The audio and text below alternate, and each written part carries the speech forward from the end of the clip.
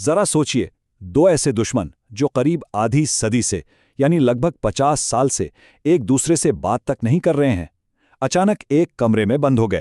جی ہاں، یہ امریکہ اور ایران تھے، اور ان کی ملاقات ہوئی پاکستان میں۔ مقصد ایک ایسی جنگ کو روکنا جو پوری دنیا کو اپنی لپیٹ میں لے سکتی تھی، لیکن کیا وہ کامیاب ہوئے؟ آخر ہوا کیا؟ وقت تھا اپریل 2026 کا، اور عالمی سفارتکاری کا مرکز بنا ہوا تھا اسلام آباد۔ دنیا بھر کی نظریں اس شہر پر تھیں کیونکہ یہاں ایک تاریخ رقم ہونے جا رہی تھی۔ دیکھیے، یہ کوئی معمولی ملاقات ہرگز نہیں تھی۔ پورے 47 سال 1979 کے ایرانی انقلاب کے بعد اتنے لمبے عرصے میں یہ پہلا موقع تھا کہ امریکہ اور ایران کے اتنے اعلیٰ سطح کے رہنما ایک دوسرے کے آمنے سامنے بیٹھے تھے۔ تو سب سے پہلے آئیے دیکھتے ہیں کہ یہ تاریخی ملاقات آخر تھی کیا؟ کون تھے وہ لوگ جو دہائیوں پرانی دشمنی کو ختم کرنے کی کوشش کر رہے تھے؟ تو میز پر کون کون تھا؟ ایک طرف تھے امریکی نائب صدر JD وینس اور دوسری طرف ایران کے اسپیکر محمد باقر قالیباف۔ لیکن ان دو دشمنوں کو ایک ساتھ لانے کا سہرا وہ پاکستان کی قیادت کے سر تھا، جس میں وزیر اعظم شہباز شریف سے لے کر آرمی چیف عاصم منیر تک سب شامل تھے۔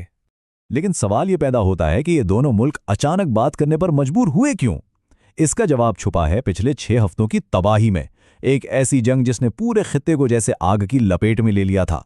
سب کچھ شروع ہوا 28 فروری کو، جب ایک حملے میں ایران کے سپریم لیڈر مارے گئے اور جنگ کے شعلے بھڑک اٹھے۔ ایران نے فوراً جوابی کارروائی کی اور دنیا کی اہم ترین تجارتی گزرگاہ آبنائے ہارموز کو بند کر دیا۔ اسی دوران پاکستان نے پس پردہ کوششیں شروع کیں اور بالآخر 7 اپریل کو ایک انتہائی نازک جنگ بندی کروانے میں کامیاب ہو گیا۔ یہ جنگ بھلے ہی مختصر تھی، لیکن اس کے اثرات پوری دنیا محسوس کر رہی تھی۔ لبنان میں ہزاروں لوگ مارے گئے، دنیا کی 20% تیل کی سپلائی رک گئی، جس کا مطلب تھا کہ عالمی معیشت خطرے میں پڑ چکی تھی۔ خطے میں افراتفری کا عالم تھا، اور اب تو دنیا کی بڑی طاقتیں بھی چیخ رہی تھیں کہ بھئی ساگ تم بجھاؤ۔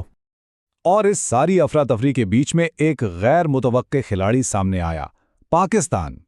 پاکستان نے ایک بہت بڑا سفارتی جوا کھیلا اور خود کو ایک ایسے امن ساز کے طور پر پیش کیا جس کی شاید کسی کو امید بھی نہیں تھی۔ پاکستان کی حکمت عملی واقعی کمال کی تھی۔ ایک طرف اس نے حملوں کی مذمت کر کے ایران کا اعتماد جیتا، دوسری طرف اس نے اپنے اتحادی سعودی عرب کو بھی تسلی دی کہ وہ محفوظ ہے۔ پھر اس نے امریکہ اور ایران کے درمیان رابطے کے لیے اپنے اعلیٰ ترین فوجی اور سفارتی چینلز کھولے، اور آخر میں اسلام آباد کو ایک غیر جانبدار میدان کے طور پر پیش کر دیا۔ یہ ایک بہت ہی نازک توازن تھا۔ پاکستان کے وزیر اعظم نے بڑے اعتماد سے اعلان کیا کہ جنگ بندی ہر جگہ ہوگی، اور خاص طور پر لبنان کا ذکر کیا۔ یہ ایک لفظ لبنان، اس کو ذرا ذہن میں رکھیے گا، کیونکہ آگے چل کر یہی ایک لفظ پورے مذاکرات کی تباہی کی وجہ بننے والا تھا۔ تو سب کچھ تیار تھا، میز سج چکی تھی، لیکن جب دونوں فریق آمنے سامنے آئے تو وہ کون سی ناقابل مصالحت سرخ لکیریں تھیں جنہوں نے اس پوری کوشش کو ناکام بنا دیا۔ اور بس یہیں آ کر بات چیت رک گئی۔ دیکھیں، امریکہ کی ترجیح تھی سیکیورٹی۔ وہ چاہتے تھے کہ ایران اپنے جوہری اور میسائل پروگراموں پر گارنٹی دے۔ اس کے بالکل برعکس ایران کی ترجیح تھی اپنی معیشت اور اپنی بقا۔ انہیں چاہیے تھا کہ لبنان میں جنگ رکے، ان کے اربوں ڈالر واپس ملیں اور ساری پابندیاں ہٹا دی جائیں۔ یعنی بنیادی طور پر دونوں فریق دو بالکل الگ الگ زبانوں میں بات کر رہے تھے۔ ایران کے لیے یہ بات چیت صرف سیاست پر نہیں تھی، یہ پیسوں پر تھی۔ 100 سے 120 ارب ڈالر، یہ اتنی بڑی رقم تھی کہ اس کے بغیر ایران کسی بھی اور شرط پر بات کرنے کو تیار ہی نہیں تھا۔ یہ سمجھے کہ یہ ان کی پہلی اور آخری شرط تھی۔ اور یہ سب ایک پریشر کوکر جیسے ماحول میں ہو رہا تھا۔ ذرا سوچیں، ایک طرف امریکی بحری جہاز ایران کے قریب فوجی مشقیں کر رہے ہیں، دوسری طرف صدر ٹرمپ کہہ رہے ہیں کہ انہیں معاہدے کی کوئی پرواہ نہیں، اور ان سب کے اوپر اسرائیل الگ سے دھمکیاں دے رہا تھا۔ ایسے ماحول میں امن کی بات کیسے ہو سکتی تھی بھلا؟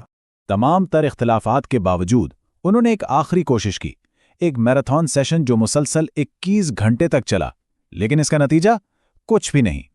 21 گھنٹے بنا رکے، یہ صرف ایک نمبر نہیں ہے، یہ اس بات کا ثبوت ہے کہ امید کی آخری کرن ابھی باقی تھی۔ انہوں نے ہر ممکن کوشش کی، لیکن آخر میں جو خلیج ان کے درمیان تھی وہ بہت گہری نکلی۔ مذاکرات ختم ہوتے ہی امریکہ کا موقف فوراً سامنے آ گیا۔ نائب صدر وینس نے کہا، ہم نے اپنی طرف سے پوری کوشش کی، ہم نے لچک بھی دکھائی، لیکن انہوں نے ہماری شرائط ماننے سے انکار کر دیا۔ صاف الفاظ میں سارا الزام ایران پر ڈال دیا گیا۔ لیکن ایران کی کہانی بالکل مختلف تھی۔ ان کے سرکاری بیان کے مطابق مذاکرات کی ناکامی کی وجہ امریکہ کے غیر معقول مطالبات تھے، اور بس دونوں فریق ایک دوسرے پر انگلیاں اٹھا کر اسلام آباد سے چلے گئے۔ تو اسلام آباد کی یہ تاریخی ملاقات ناکام ہو گئی، سفارتکاری ہار گئی، اور ایک کمزور سی جنگ بندی اب بھی خطرے میں ہے۔ مشرق وسطی ایک بار پھر تباہی کے دھانے پر کھڑا ہے، اور سوال یہ ہے کہ اگلی بار جب یہ چنگاری بھڑکے گی تو کیا اسے بجھانے کے لیے کوئی آگے آئے گا؟